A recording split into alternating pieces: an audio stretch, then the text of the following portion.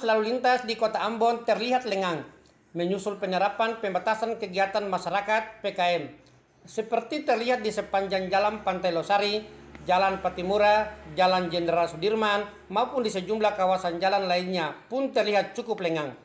Penerapan pembatasan kegiatan masyarakat ini juga diikuti dengan diberlakukan sistem ganjil genap untuk angkutan kota.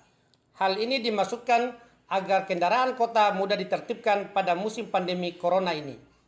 Pantauan Maluku News di Terminal Mardika, angkutan kota tidak sepadat hari-hari biasa.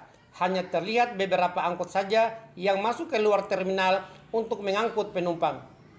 Para sopir sempat mengeluh karena sepinya penumpang. Saudara, arus lalu lintas di Kota Ambon di masa pandemi COVID-19 ini terlihat cukup lengang. Masyarakat pun diminta untuk tetap mematuhi protokol kesehatan guna mencegah penyebaran COVID-19 di Kota Ambon lebih luas. Saya, Rai Tuarang, melaporkan.